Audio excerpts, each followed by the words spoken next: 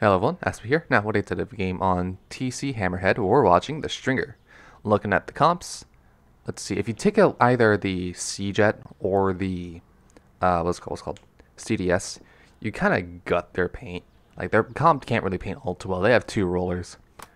Your comp has a lot of range. You can't play into that. You have to play fairly defensively, especially because you'd be pushing it into two rollers. So you want to be careful about that. But still, I'd say you kind of just outcomp them at the moment. Tactical squid bag, I guess. Now, you see one to the right. You're going to try to shoot that. Alright. Two to the right, actually. There's two to the right. Absolutely shoot that. You can pop your whale and kill him. But you don't. Now you do when things are suddenly turning bad. Which...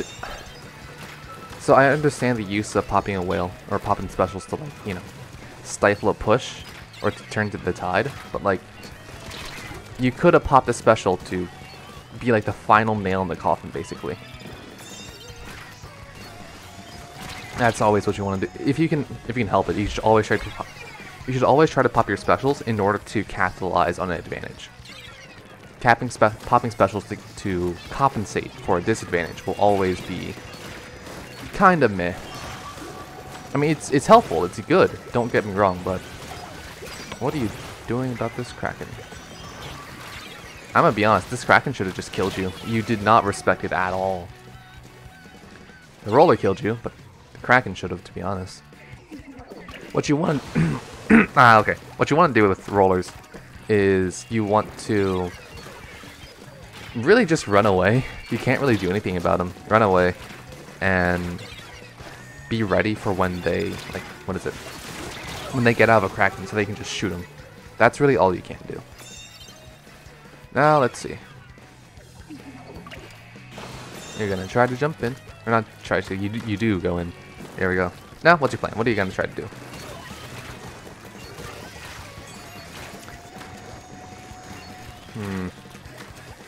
I don't even know what you're trying to do.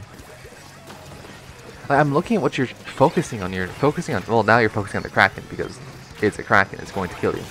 Okay, now you're focusing back on tower, I assume? Now there's someone behind you and you jump in like really dumb. I mean, it worked out because the roller was really low. But I'm gonna be honest. I don't really want to make that kind of assumption whenever I take a move like that. Anyways. Honestly kind of feels like you don't have a focus right now. You just aren't sure what you're trying to do. You're gonna try to jump it. Yeah, how long has this team fight been happening? And how... Yeah, I'm pretty sure this team fight was happening for like 10 or so seconds, probably more. And how did you contribute? You didn't contribute. That's the thing. You did not contribute. Now, let's see. Move over to the left. Okay, now you're just in a bad position. You would have been fine if you didn't drop, but now you're just in a bad position. And you somehow get out. There's a beak. Okay, you get him. So, there's also something that needs to be addressed as well. I've heard from some people that, like, you know, other people have been saying this to them, that Stringer is, or can be played as a front line. And a mid line as well. That's wrong. Stringer cannot play as a mid line. It is a back line. It is. I kind of don't really get where that's coming from. No, I kind of do, but not really.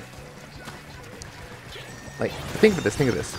Stringer kills about as fast. No, slower. It kills slower than Charger tap shots. But no one says that Charger is a front line. So then, why are people saying that Stringer is a front line? Why are people using Stringer tap shots in order to fight?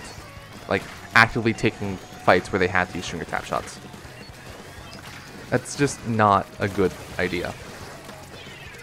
Stringer's strength is about throwing damage, like, throwing a bunch of damage at the entire enemy team, making sure the entire enemy team is, like, half health or something like that. That's where Stringer is good at. It's not good at close range engagements. Stop taking them. This also applies to midline. In general, Stringer wants to be on the back line. That's in general. Now, let's see. You're going to try to drop down like this. Why did you do that? Look, this, I'm going to be honest, this match was really like messy and really weird. Honestly, really confusing to watch. Because there was no focus. It felt like that the stringer just didn't know what to do. And they didn't know what to do. It's probably the case. Yeah, it probably is the case. They just didn't know what to do. So what I'm going to say is if you don't... So, I've had this problem as well. I used to be really indecisive as a player. So I'll tell you this. What you need to do in order to stop indecisiveness is firstly, realize you're being indecisive. And then secondly, pick something to do. Like, you don't know if an option's going to be correct or not. Just pick an option. Because if you don't pick an option, you're doing nothing. And that's 100% wrong. Doing a nothing is 100% going to be the wrong answer. So, if you want a general, okay, I'm being indecisive, what do I do? Look at the tower, I guess. That's usually a fair answer. But yeah, that'll be it for today. See y'all.